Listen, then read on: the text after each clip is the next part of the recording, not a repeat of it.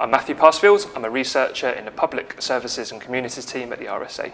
We have a report out today. It's called Community Capital, the Value of Connected Communities. It's the concluding report of our 5-year action and research programme, where we've been mapping and understanding social networks in 7 locations around the country and working with local people to develop new projects which strengthen communities and improve quality of life for people living in those areas. What we found is that people's social networks, their social relationships and connections are vital to a range of positive outcomes. This means that people have better well-being, they're happier and they have better quality of life if they have good quality relationships around them, but also that interventions that strengthen communities also lead to economic advantages such as greater employment opportunities and savings in public services.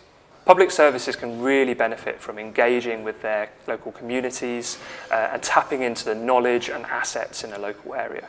So in Bristol, Knoll West in Bristol, local people were telling us that often people would go to the doctors when maybe there wasn't really anything particularly wrong with them. They were isolated and lonely and looking for that essential personal support from a GP. So we worked with local people to develop a digital app called Social Mirror, which has information about local social clubs and activities in the local area. A really interesting finding through this programme was that the more people are involved in the decisions that affect them, the better chance they have of making those connections and relationships.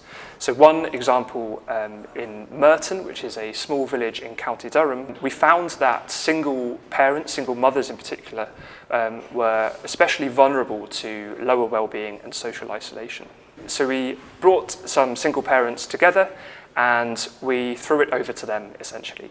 And single mothers designed their own new public service essentially.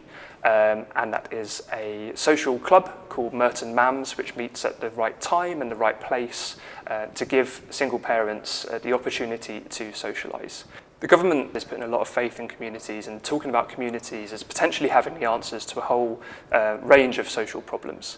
But in the context of austerity, we need to be honest about whether there is a floor below which it's not possible for public services actually to achieve government policy anymore. What we suggest is that there is a fundamental mismatch between government's stated policy of wanting stronger communities and the austerity agenda, which seems to be cutting public services below a level where they can support and provide platforms for this kind of social networking that we think is really important.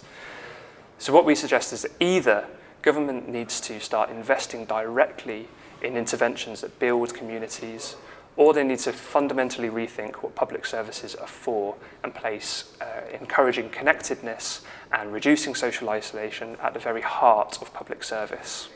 In short, the Connected Communities methodology can be boiled down to understand, involve, connect. Understand local communities, what are the strengths in the area, but also who might be disengaged or isolated. Involve people in producing new services that meet the needs of that population, and connect. Really put connectedness as the goal of public service and look to strengthen social networks so that communities can be stronger and more resilient.